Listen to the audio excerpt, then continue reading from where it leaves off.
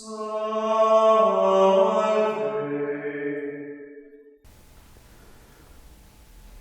reading from the first letter of St. Paul to the Corinthians. Brothers and sisters, it is written, the first man, Adam, became a living being, the last Adam, a life-giving spirit. But the spiritual was not first, rather the natural, and then the spiritual. The first man was from the earth, earthly. The second man from heaven. As was the earthly one, so also are the earthly. And as is the heavenly one, so also are the heavenly.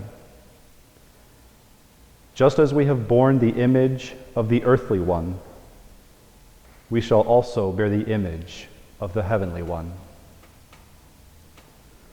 The word of the Lord. Thanks be to God.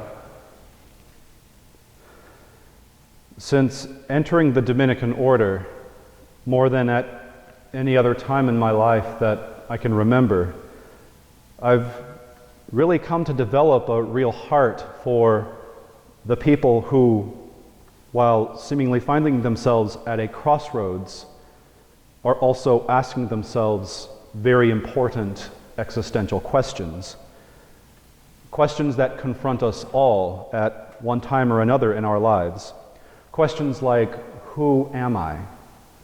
What am I supposed to be? Where is my life going? Is there anything more to my life or my existence than what I am doing right now? I tend to think that these questions come from an innate understanding that there are answers to them. There's just something inside of us, deep down, that knows we simply cannot be made for this world and this life alone. There just has to be more. St. Paul in the reading tonight presents us two images of the human person, which we can take to be two different paths to follow towards fulfillment, earthly and heavenly. And how fulfilled we're going to be depends very much on which path we take. It's not really that difficult to imagine what the earthly path looks like. Paving our own way towards fulfillment, or at least trying to, and having the means to surround ourselves with possessions and experiences of every kind is simply our natural inclination. Left to our own designs, that's what we're going to do. The problem is that, so that we don't end up bored, we are constantly having to acquire new possessions and have new experiences. This should awaken in the human person the understanding that fulfillment in this life simply does not depend on our experiences or even on our needs being met. The good things that this world has to offer us can never be ends in themselves. The giver of all these good things is. Bearing the image of the heavenly man means bearing the image of Jesus Christ within us. This is because in asking those important questions about our deepest fulfillment, we come to the dawning realization that God, in taking on our frail humanity and living among us in the person of Jesus Christ, shows us what it truly means to be human.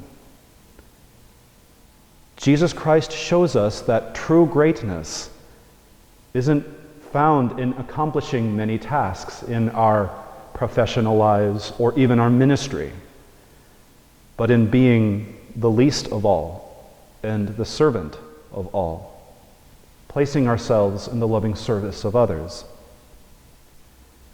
Jesus Christ shows us that true glory isn't found in fame, but in the soul, by showing us the love for which we were made.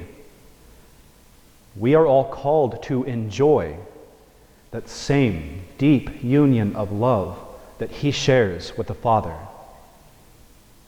Jesus Christ is the image of man as he always should have been, ourselves as we still can be, if we but allow his grace to work in us, to bring about the image of the heavenly man. We would be wise to follow the words of St. Paul elsewhere in Scripture, and so conform ourselves to Christ, so that it isn't we who live, though we still live our normal earthly life, but that it is Christ who lives and acts and speaks in and through us. If we are truly alive in Jesus Christ, with his name in our hearts and the words of the gospel on our lips, people will catch sight of the fulfillment for which they were made. They will see that they were made to live with Jesus Christ and in the fullness of the love of God. They will see that God alone suffices. May each of our actions give people a glimpse of that heavenly man, a glimpse of Jesus Christ active and present and working in the world today.